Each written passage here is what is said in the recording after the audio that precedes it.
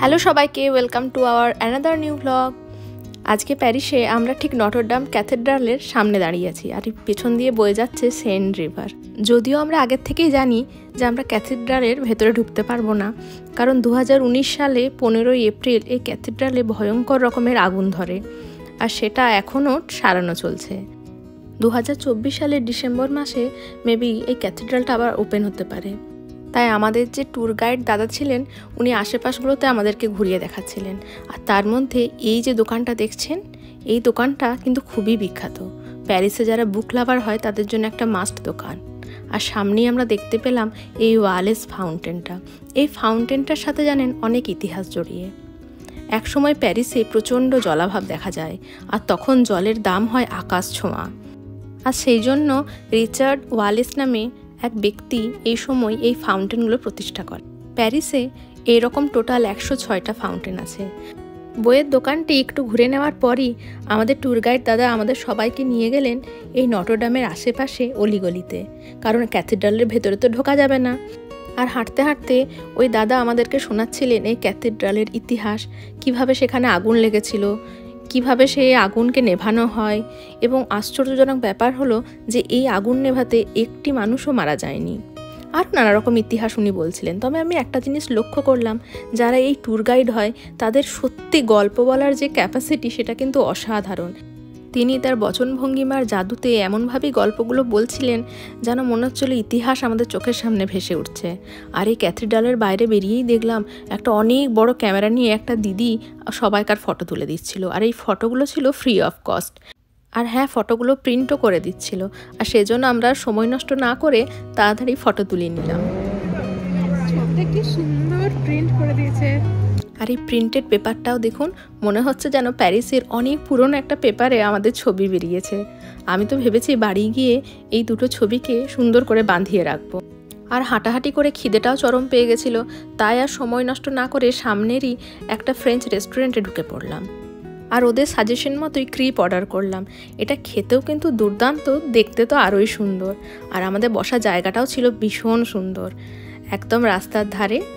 তবে বাইরের কফির একই প্রবলেম, ভীষণ পরিমাণে তেতো। এরপর আমরা এসে পড়লাম সেন্ট চ্যাপেলের সামনে। আর এখানে এসে শুনতে পেলাম এখন নাকি স্ট্রাইক চলছে, সেই জন্য বেশ কতগুলো এরকম জায়গাতে ঢোকা নিষিদ্ধ।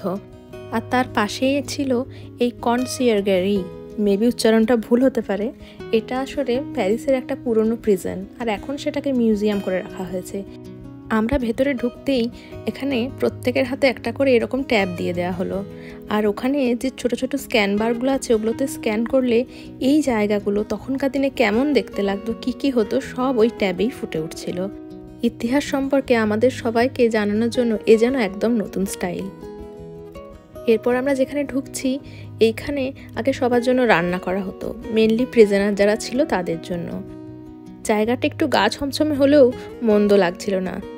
আর এই যে স্ক্যান করার সাথে সাথেই ট্যাবে ফুটে উঠলো, এই যে এখানে দাঁড়িয়ে সবাই রান্না করছে তার সম্পর্কে যাবতীয় আরও ইনফরমেশন, সমস্ত কিছু এই ট্যাবে ফুটে উঠছিল। আমার পুরো ব্যাপারটা কিন্তু খুবই ইন্টারেস্টিং লেগেছে। মানে আপনাকে যেন কল্পনাও করতে হবে না, এখানেই যেন কল্পনা করে দেখিয়ে দিচ্ছে। এই যে আমাদের সামনে যে জায়গাটা আছে, সেটাকে স্ক্যান করে দেখলাম এখানে 3 জন রাজা একসাথে নাকি খাওয়া দাওয়া করতেন। প্রযুক্তিবিদ্যাকে ইউজ করে যদি এরকম করে ইতিহাস পড়ানো যায়, তাহলে বাচ্চাদের মনে বোধহয় দাগ কাটে বেশি। এই মিউজিয়ামের মধ্যে আবার একটা ছোট্ট দোকানও ছিল। এই দোকানে অনেক রকমের কাপ, প্লেট, কুশন, বিভিন্ন রানীদের ছবি, রাজার কস্টিউম, সৈনিকের কস্টিউম, কত কিনা যেন পাওয়া যাচ্ছে। আর একটু হাঁটতেই দেখলাম এখানে দেখুন এই জেলের যে ঘরগুলো ছিল তাদের চাবিগুলো, চাবির কি সাইজ। আর এই বইটা দেখুন, এই বইটাতে সব থেকে আশ্চর্য লেগেছে এদের হ্যান্ডরাইটিং। আগেকার দিনে মানুষদের হাতের লেখা বোধহয় খুবই সুন্দর ছিল। আর এটা গার্ডের রুম, আর তারই একটু পাশে ছিল এই সাদা রঙের রুমটা। এখানে যতজনের মৃত্যুদণ্ড হয়েছে সবাইকারই নাম এখানে আছে। আর এই ট্যাবটাতে সেই নামটা লিখলেই কেন তার মৃত্যুদণ্ড হয়েছিল সমস্ত কিছুই ফুটে উঠছিল। ওখান থেকে বেরিয়ে এখন আমরা চলে এসেছি দ্য ল্যাটিন কোয়ার্টারে। আর এখানে আমরা দেখতে এসেছি প্যান্থিয়ন।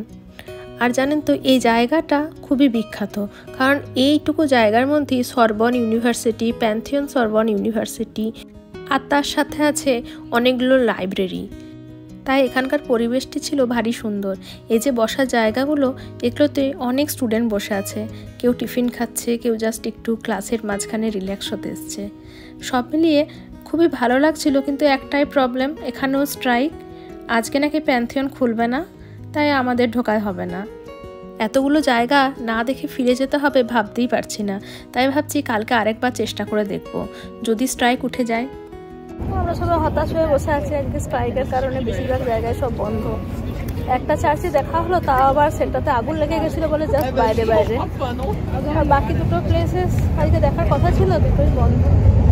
আর প্যান্থিয়নের কাছেই এই চার্চটারও দেখা পেলাম, তবে এই চার্চটা লাকিলি আজকে ওপেন ছিল সেই রক্ষে, আর তাই চার্চের ভেতরে ঢুকে পড়লাম। সেন্ট চ্যাপেল নাইবা দেখতে পেলাম, অ্যাটলিস্ট এখানেই আসা যাক। তবে চার্চের ভেতরটা ছিল ভীষণ সুন্দর। এই চার্চটা ফ্রেঞ্চ গথিক চার্চ, আর এই চার্চটা বানানো হয়েছিল 1624 সালে। এই স্ট্রাইকের কারণে একদিক থেকে যেমন প্যান্থিয়ন দেখা হলো না, ঠিক অপরদিকে এই সুন্দর চার্চটা দেখা হয়ে গেল। আর ভেতরে ঢুকে দেখছি এখানে ভিড় কিন্তু ভালোই, সবার অবস্থা বোধহয় আমাদেরই মতো। চার্চের ভেতরটা কিন্তু ভারী সুন্দর, এত সুন্দর কারুকার্য, আর সেরকমই বড় বড় পেন্টিংগুলো, কি যে অসাধারণ একটা পরিবেশ তৈরি করেছে।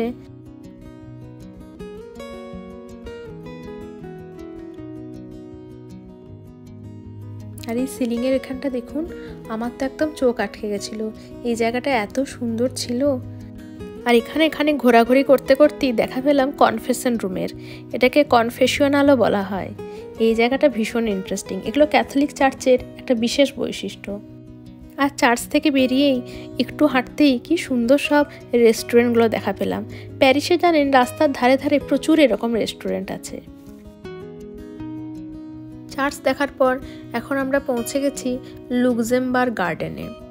লুক্সেমবার্গ প্যালেসের সামনে বিশাল বড় এই বাগান, এখানে অনেক চারিদিকে বেঞ্চ পাতা আছে, কত আমাদের মতো ট্যুরিস্ট বা এখানকার লোকাল লোকজনও সবাই বসে আছে, একটু রেস্ট নিচ্ছে।